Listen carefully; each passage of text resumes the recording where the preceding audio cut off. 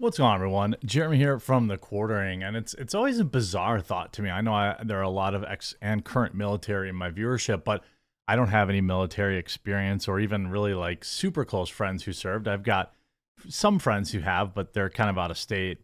But it's always wild to me when they say that there's like woke weirdos in the military. It just seems really odd to me.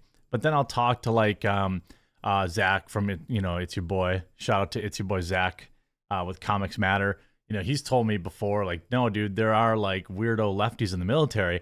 And it's just like, if anything, if you told me like, okay, you've got the good old boys and then you've got like apolitical people, that's what I would assume the mix was. But that's actually apparently not the case. Just look at, what is it, General Miley or whatever, or Miss Miley or whatever her name is. I don't know. The woke, with his like white rage stuff and all this stuff, the military is getting increasingly woke, and confidence, for example, in our leadership, keeping us out of third world war, is probably at an all-time low, given Joe Biden doesn't know what day of week it is, and we're currently funding a proxy war with Russia via Ukraine. There's probably a lot of young people that aren't really feeling like getting sent overseas. There's probably a lot of people that don't want to get involved in that. Now, add to that, beyond a lunatic, delusional commander-in-chief, you end up with now the U.S. Navy recruiting a drag queen to be the face of the recruitment drive. Now, this is an active duty Navy officer, or Navy, I don't know what their position is. The U.S. Navy invited active duty drag queen to be the digital ambassador as part of a recent drive to attract the most talented and diverse workforce. Now, I guess maybe, in wartime, there's always a couple, maybe they put on a dress. I don't really know. I don't know. But, I suppose 3 years away from women, maybe. But as a recruitment, I'm not sure what you want to recruit. Now, Yeoman Second Class Joshua Kelly, who of course now is going to get all sorts of online hate. Not that I warrant it. Again, it's not the person, it's the decision. It's whatever weird decision that they've made here to make this person the face of it. They identify as non-binary, was appointed as the first of 5 Navy digital ambassadors in a pilot program that ran from October to March. Kelly, whose stage name is Harpy Daniels, has shared their journey on TikTok. Ooh, their journey, just like Dylan, and Instagram, where they describe how they began performing on board and became an advocate for people who were oppressed for years in the service.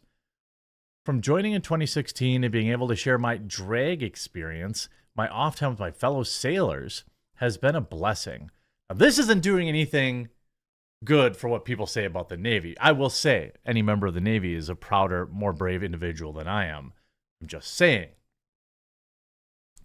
From joining in 2016 and being able to share my drag experience, I got that, to their more than 8,000 followers. You have 8,000 followers is all it takes to make us look like a joke to our enemies.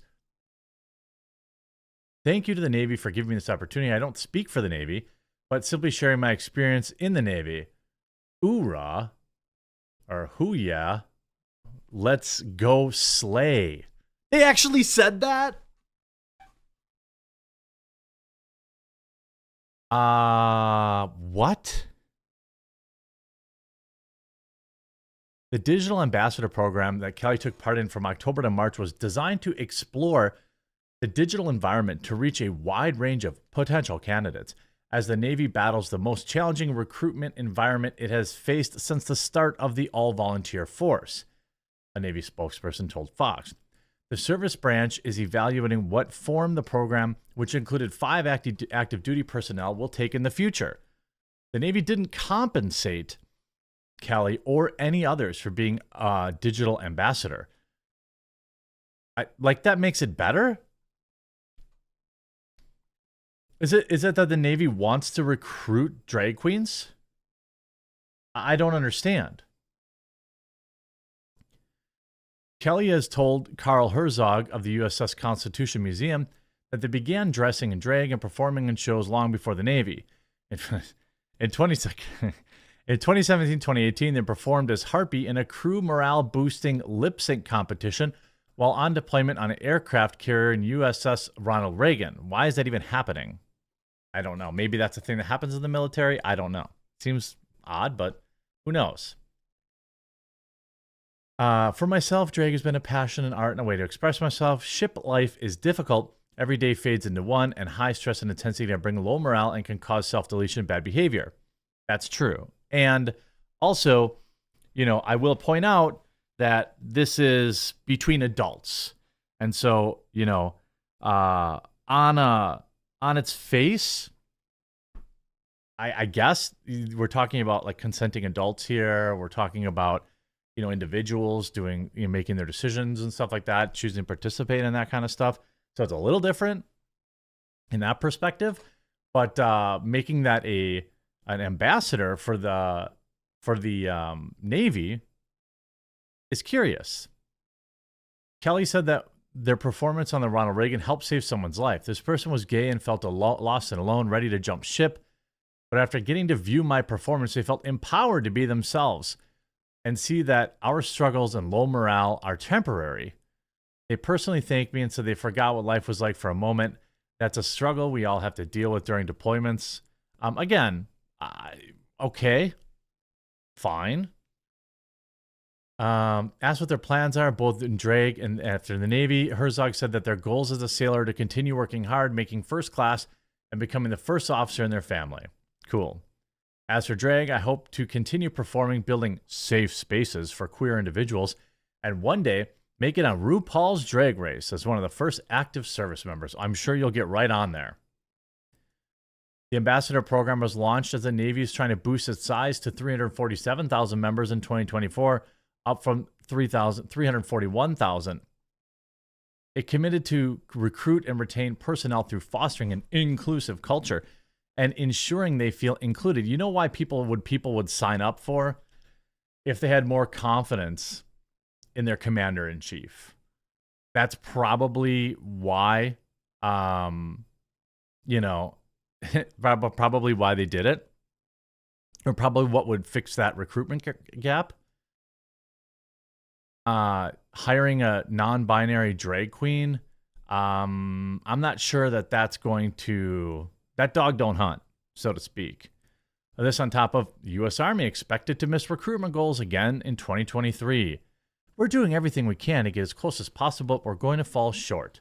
Well, I wonder why that is. A lot of that, again, I believe, depends on, first of all, marketing, which the marketing blows now. It used to be about like stuff blowing up and hot chicks and money and jet skis. And now it's some dude talking about safe spaces. Now, the U.S. Army has also made it known that it will come up short of its recruiting goal of 65,000 new soldiers. The number of young Americans who have an interest in enlisting is apparently shrinking. Duh. However, other branches of the U.S. military are also at risk of coming up short of recruitment goals. The Army reportedly came up 15,000 active duty members short of their goal last year. The National Guard is in even worse shape, with its struggle to bring in new recruits as well as retaining those who even enlist. There is reportedly a struggle to balance domestic and overseas missions. Maybe we shouldn't be on every front. Maybe we shouldn't be fighting battles on every single front. I mean, it's tough to say, but I'm pretty sure that would help. We're not going to make that goal, Army Secretary Christine Wormuth said during a congressional meeting Tuesday. We're going to do everything we can to get as close to it as possible, but we're going to fall short. Military.com reported that the only branch of the military that appears to be doing well is the Space Force, which also happens to be the smallest branch. The outlet noted that many of its recruits are transfers from the Air Force. I think that you see the outlet reported that 20% of all male recruits and 40% of all females are too heavy to even be eligible for enlistment, which makes it difficult to pass the physical. So you know what's coming next, right? And by the way, as a fat, okay, I'm not shaming these people. I'm working on being less fat. But you don't undo 25 years of sitting on a computer chair for 10 hours a day while sucking down energy drinks overnight. But they're just going to lower standards. Lowered expectations. That's what they're going to do. They're going to lower expectations. They're going to lower standards because that's what they do. And again, our enemies are laughing at us. I just, I got no problem with this guy doing drag. That's cool. I would not be making them the face of the U.S. Navy and trying to recruit on that. It ain't going to work. But this is Biden's administration, so awesome. Remember that when you're voting this coming up next fall. Hope you enjoyed this video. If you did, make sure you leave a like on it, and we'll talk to you again real soon.